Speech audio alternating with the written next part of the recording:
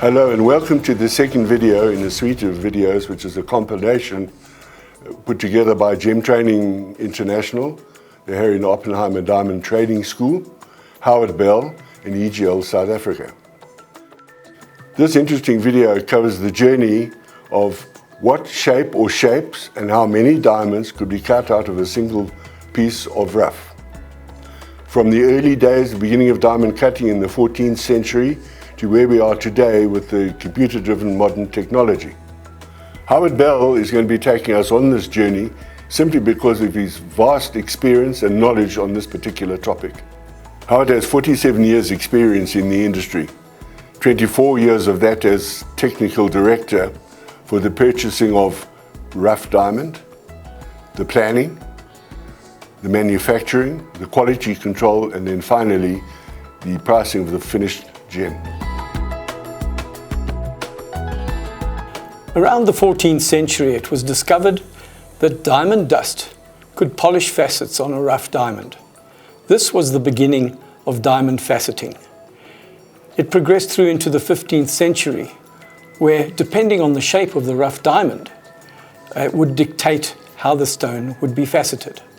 And there were many facet designs that were created over this period.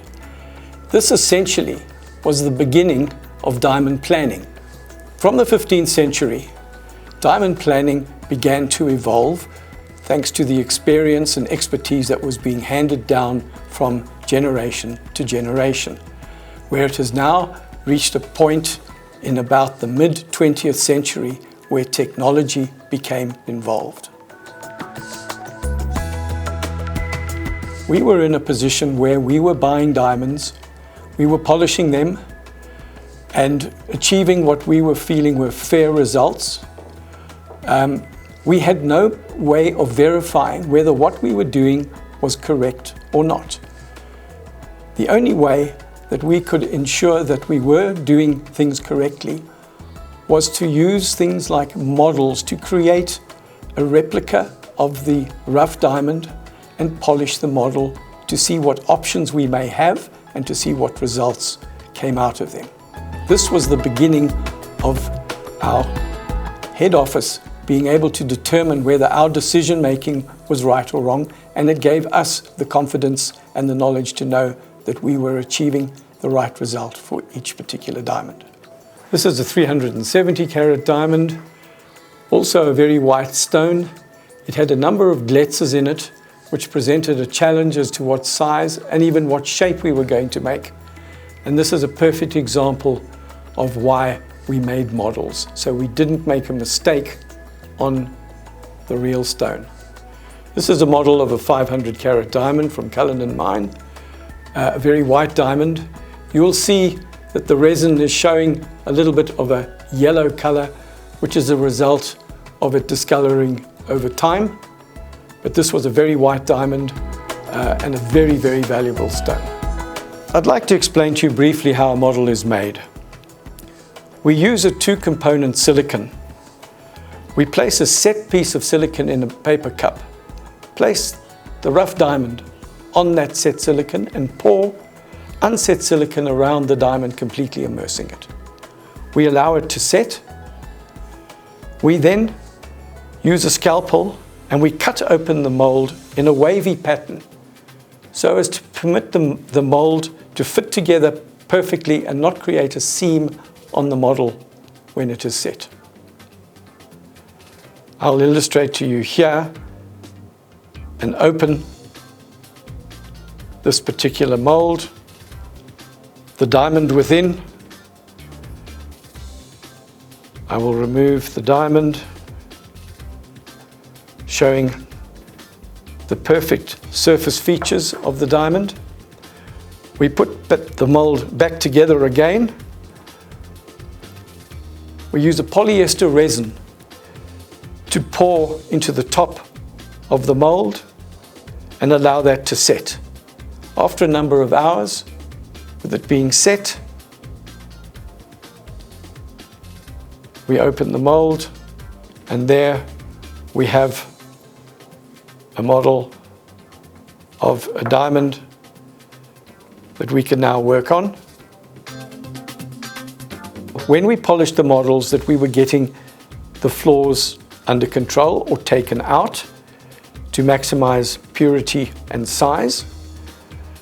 To do this, we polished windows on the frosted surface so that I could then mark lines to where flaws are orientated and marking front and back lines to indicate depth, and then using a jeweler's drill to replicate the glitzers and the flaws lying within the stone. That model would then be presented to the polisher, who then had to try and polish out the flaws and achieve maximum weight. I have a model here of a 220 carat diamond from Cullinan.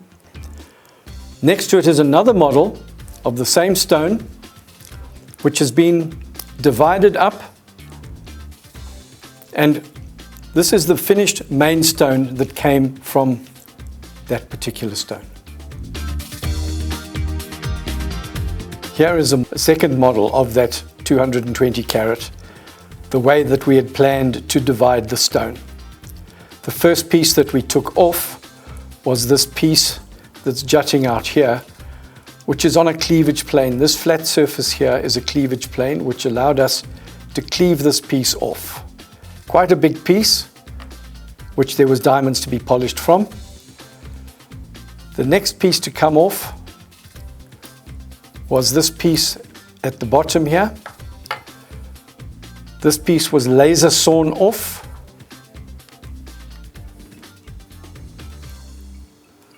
One can see the beginnings of the shape of a stone. The next piece to come off, also by laser, was this piece on what was going to be the table of the diamond. And off that came. And we ended up with a rough piece weighing approximately 140 carats. We then ended up, the main stone coming from there was this emerald cut, D-color, flawless, 72 carats. What we now have is that modern technology has now evolved directly as a result of what model making and model polishing had achieved in the past. The difference now being that with this modern technology, the diamond is being scanned three-dimensionally, so accurate external features are being characterized, and totally precise locations of internal imperfections are being indicated within the 3D model. A planner can now use this digital model in order to design or decide what shape, what size, what purity diamond should come out of that rough, depending entirely on market and commercial value. This technology is absolutely fascinating, but how is it actually done? There are two major processes at hand here, where the external surface of the diamond first needs to be mapped, and mapped accurately for size, for shape, for any external characteristics like hollows or grooves, that sort of thing.